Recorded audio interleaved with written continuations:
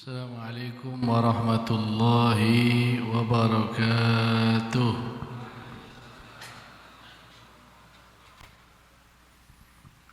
Bismillah, alhamdulillah, wassalatu wassalam ala rasulillah Sayyidina Muhammad ibni Abdillah wa ala alihi wa sahbihi wa man walah.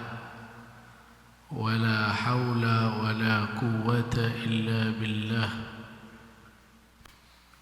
رب اشرح لي صدري ويسر لي أمري واحلل عقدة من لساني يفقه قولي وسدد لساني واهد قلبي بحق سيدنا محمد.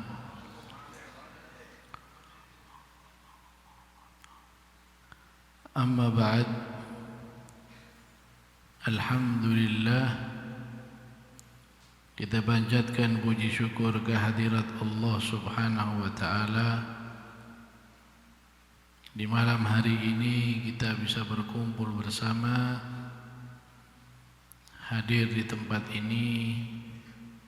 InsyaAllah semua jerih payah kita, semua langkah kaki kita tidak sia-sia, diganti dengan pahala yang besar di sisi Allah. Amin ya rabbal alamin.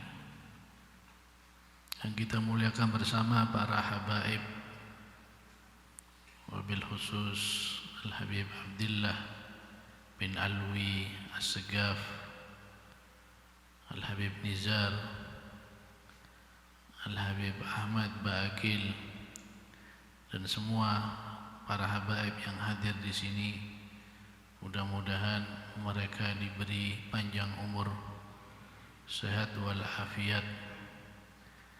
Para kiai, para asatid, mudah-mudahan diberi kekuatan oleh Allah, bisa membimbing kita. Amin ya rabbal alamin. Hadirin hadirat yang dirahmati oleh Allah, satu keuntungan bagi kita diberi panjang umur sampai di bulan Muharram, dan mudah-mudahan kita bisa panjang umur sampai bisa berpuasa di hari Asyura. Karena satu-satunya puasa yang sangat diperhatikan oleh Nabi sallallahu alaihi wasallam adalah puasa Asyura. Para sahabat mengatakan, aku tidak pernah melihat Rasulullah SAW yang memperhatikan suatu puasa dan membesar-besarkan pahalanya seperti Rasulullah SAW memperhatikan puasa Asyura dan puasa bulan Ramadan. Nabi SAW selalu melakukan dan melaksanakan puasa Asyura. Bahkan Nabi SAW memerintahkan para sahabat untuk mengikut sertakan anak-anaknya yang masih kecil untuk berpuasa. Sehingga para sahabat pun usaha supaya anak-anaknya bisa puasa. Mereka diberi mainan untuk menghibur, untuk supaya mereka tidak merasa lapar. Saking pentingnya puasa Asyura. Oleh karena itu kita perlu memperhatikan puasa Asyura ini. Kalau nggak bisa puasa-puasa sunnah lainnya, puasa Asyura jangan ditinggalkan. Bahkan di sini disebut puasa Asyura ini bisa mendatangkan ismah. Artinya seseorang bisa dijaga dari dosa berkat puasa Asyura. Karena disebut dalam hadis, Siyam yaumi Arafah inni ahtasibu 'ala Allah ayyukaffira as-sana allati qablahu was-sana allati ba'dah. Yang artinya Nabi SAW bersabda, puasa hari Arafah, aku berharap Allah Subhanahu wa taala mengampuni, menghapus 1 tahun yang sebelumnya dan setahun yang setelahnya. Wa siyam yaumi Asyura in yahtasibu Allah yukaffir sana allati qablah. Di sini ada puasa Arafah dan puasa Asyura. Sama-sama memiliki pahala yang besar. Namun di sini kalau ada kalimat dihapus dosa yang sudah lewat, itu sudah wajar karena sudah dilakukan dosanya kemudian dihapus. Tapi dosa yang akan datang itu dihapus, ini yang luar biasa. Belum dilakukan sudah dihapus. Imam Sayyid Muhammad bin Ali al-Maliki di sini mengomentari, maksudnya dosa yang akan datang dihapus artinya oleh Allah dijaga dari perbuatan dosa. Jadi orang yang berpuasa di hari Arafah atau hari Asyura dijaga oleh Allah selama setahun dari perbuatan dosa. Kemudian juga di hari Asyura ini terjadi peristiwa-peristiwa penting dalam sejarah. Allah Subhanahu wa taala memenangkan Nabi Musa atas Fir'aun, menenggelamkan Fir'aun, menyelamatkan Nabi Musa dan kaumnya daripada tenggelam itu di hari Asyura. Namun juga di hari Asyura juga terjadi peristiwa yang besar yang tidak pernah bisa dihapus oleh siapapun sejarahnya, yaitu terbunuhnya cucu Rasulullah SAW yang tercinta, yaitu Sayyidina Husain radhiyallahu taala anhu. Sayyidina Husain ini cucu Nabi yang dicintai, sehingga pernah Rasulullah SAW ketika sujud, Sayyidina Husain itu naik di atas punggungnya. Di situ Rasulullah SAW sujudnya agak lama, sehingga para sahabat khawatir apa yang terjadi pada Rasulullah SAW. Ternyata Rasulullah SAW tidak mau membuat cucunya ini terganggu. Jangan sampai cucunya ini nangis, jangan sampai cucunya ini jatuh. Makanya beliau pertahankan sujudnya. Tapi anehnya, ketika Sayyidina Husain tumbuh besar,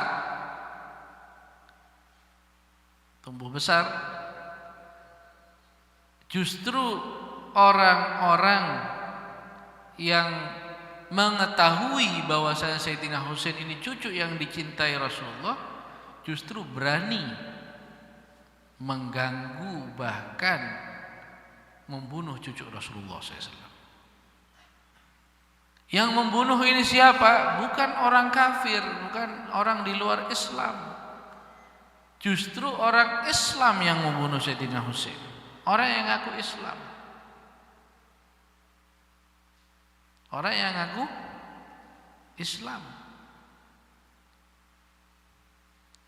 Loh kok bisa? Kan pertanyaannya begitu. Loh kok bisa? Orang Islam tapi berani membunuh cucunya Rasulullah SAW. Jangan heran, jangan kaget. Kalau orang itu sudah cinta dunia, Dia enggak peduli.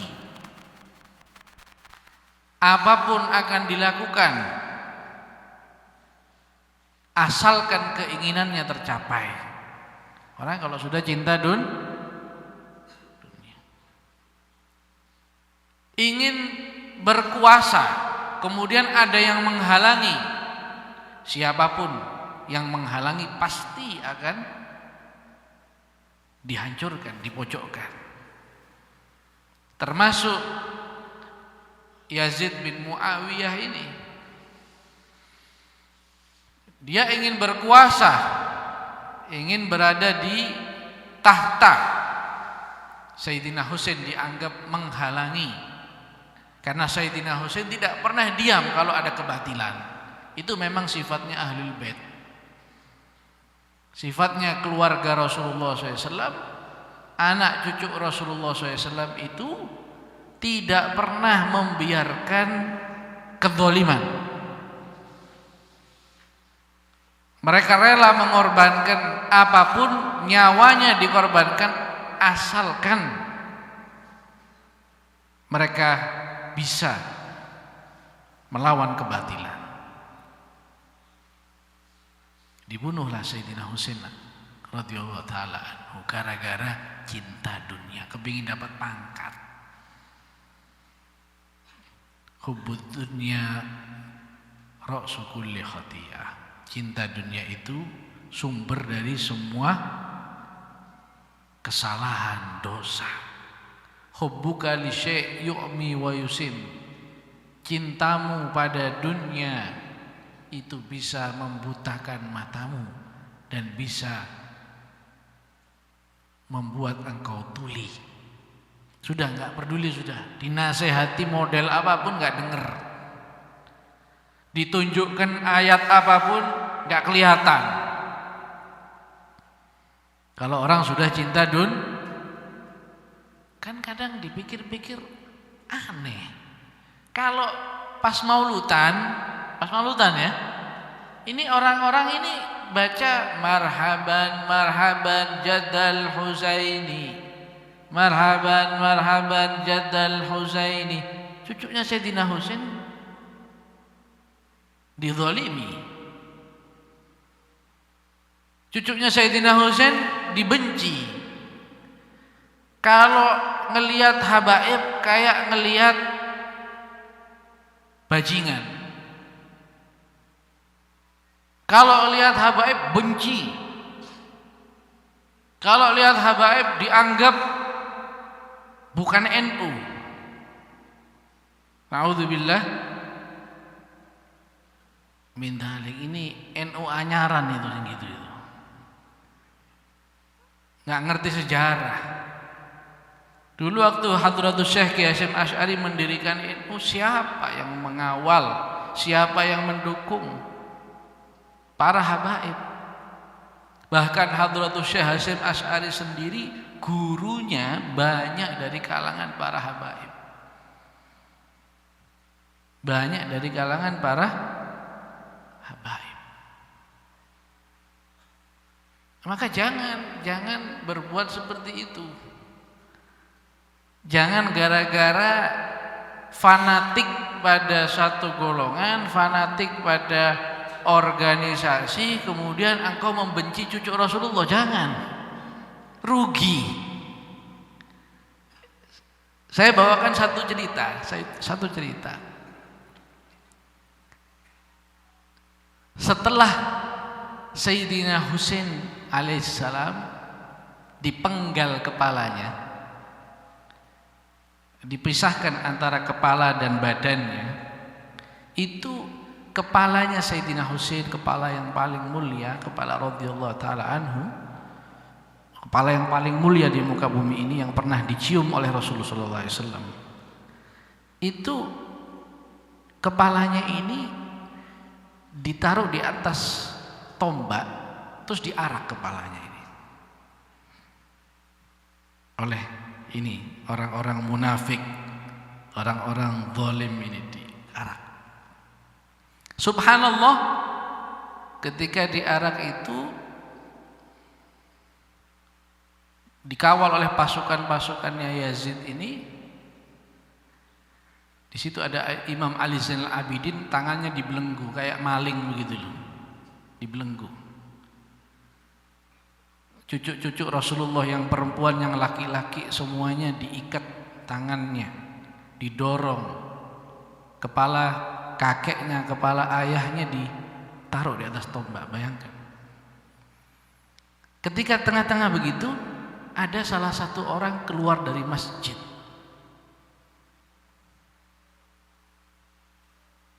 Dia megang tasbih, kemudian di kepalanya, di dahinya ada bekas sujud. Melihat Sayyidina Husain kepalanya diarak dan Ahlul Bait itu diikat, apa ucapannya orang ini? Alhamdulillahilladzi nasara. Segala puji bagi Allah yang telah memenangkan pemimpin kami atas musuh-musuh Islam. Jadi orang ini menganggap Sayyidina Husain ini sebagai pemberontak, sebagai pengkhianat, sebagai musuh Islam. Padahal ini ahli ibadah loh, ini ke masjid loh. Mungkin kayak sekarang ini ahli istighosah, ahli tahlil, ahli maulid, ya. Tapi kalau lihat Ahlul Bait kayak musuh Islam begitu loh. Iki opo ae Arab iki kadrun nih. Mulia kono lho yang negaramu. Model kayak gitu lah. Wenci wah iki golongane anu, iki golongane preman berjubah iki. Golongane aliran keras iki. Iki dalane ndak bener iki. Ya seperti sekarang begitu. Zaman itu, zaman Sayyidina Husain juga sudah difitnah seperti itu. Ini musuh-musuh Islam ini. Musuh-musuh pemimpin kami. Musuhnya raja kami, khalifah kami Yazid, ini musuhnya ini. Alhamdulillah, raja kami menang, itu musuh-musuhnya sudah kalah. Kata Imam Ali Zainal Abidin, ya Syekh, Pak, yang sampean pegang itu apa? Katanya orang ini yang keluar dari masjid ini Al-Quran. Kamu jangan tanya-tanya Al-Quran, kamu kan musuh Islam, kata orang ini. Wahai Syekh, kamu enggak baca di Al-Quran itu ada ayat innama yuridullah liyudhiba ankum rijsa ahlil bait wa yutahhirukum tadhhira. Iya, memang kenapa ayat itu? Di situ kan ada Ahlul Bait. Kamu enggak kenal siapa Ahlul Bait? Iya, Ahlul Bait anak cucu Nabi, keluarga Nabi. Kami ini Ahlul Bait. Kaget orang ini langsung. Kalian ini Ahlul Bait, cucu Rasulullah, keluarga Rasulullah. Nangis orang ini. Mohon maaf, saya terkena isu karena didengungkan di mana-mana kalian ini musuh Islam. Kalian ini Ahlul Bid'ah. Saya minta maaf. Saya tidak tahu. Nah, kita khawatirkan seperti itu karena isunya terlalu besar sampai-sampai akhirnya orang-orang ini menyangka cucu-cucu Rasulullah itu pembawa bid'ah, cucu-cucu Rasulullah itu menyimpang dari Ahlus Sunnah wal Jamaah, cucu-cucu Rasulullah itu musuhnya NU. Jangan sampai punya pemahaman seperti itu, jangan sampai terkena isu seperti itu. Bayangkan sampai akhirnya orang-orang di kader sampean masjid pengajian ojo sampai nerimo habaib lo ya. Iku bahaya itu. Iku bawa paham-paham enggak kena itu. Jadi Ahlul Bait cucu Nabi dianggap musuh. Dianggap merusak. Na'udzubillah min dzalik. Ini mereka ini Ahlul Bait ini Nabi Muhammad SAW yang kita ikuti itu kakeknya mereka gitu loh. Kalau Anda merasa cinta sama Nabi, ikut Nabi, mereka lebih ikut Nabi daripada sampean. Masa ada orang nggak kenal kakeknya, tetangganya yang kenal kakeknya?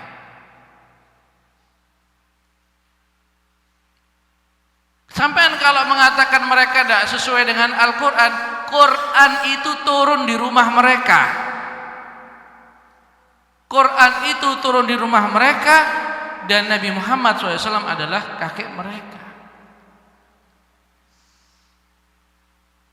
Oleh karena itu, mari di momen bulan Muharram ini, di hari Asyura ini, mari kita mulai lebih mengenal Ahlul Bait, keluarga Rasulullah SAW. Jangan sampai berubah. Cinta Ahlul Bait itu bukan untuk hari ini saja. Bukan untuk hari ini saja. Kita cinta Ahlul Bait itu untuk besok, untuk nanti sampai di surga. Hubbu Ahlul Bait fardun indana. Wajib bagi kami, itu wajib. Dan kami tidak peduli apapun yang terjadi. Apapun yang terjadi kami nggak peduli. Karena kita diperintahkan oleh agama, oleh Al-Quran, oleh hadis untuk mencintai mereka. Jadi kalau ada orang yang mengatakan Ahlul Bait begini, Ahlul Bait begitu, jangan diperdulikan. Lalu bagaimana kalau ada Ahlul Bait habaib yang Syiah? Kalau ada Ahlul Bait habaib yang Syiah, tetap kita cintai. Tetap kita cintai. Cara kita mencintai mereka, kita jangan memberi kesempatan mereka. Kita jangan menegur mereka. Kita jangan ngundang mereka. Kita jangan menghormati mereka, supaya mereka bisa kembali ke jalan yang benar. Jelas ya?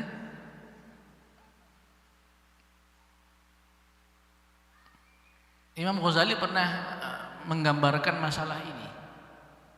Bagaimana sih dalam agama ini kita ini diperintahkan membenci orang ahli maksiat, tapi di sisi lain kita juga disuruh mencintai, mendoakan mereka. Bagaimana?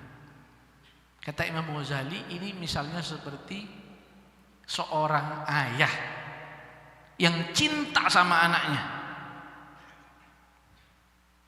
Kemudian si ayah ini menghukum anaknya dengan cara apa? Si pegawainya, tetangganya disuruh, jangan engkau tegur ini anak saya, jangan engkau sapa, supaya anak saya sadar kalau dia dalam keadaan salah. Keliru loh kalau kita ada Ahlul Bait yang salah jalannya, maksiat ataupun jadi Ahlul Bid'ah kemudian kita benci dari hati. Jangan. Kita tetap cinta mereka. Hanya saja sikap kita yang tegas ini tujuannya supaya mereka kembali. Bukan sikap kita tegas ini karena betul-betul benci dalam hati, enggak. Jadi kalau ada habaib yang Syiah, kalau mereka salam jangan dijawab,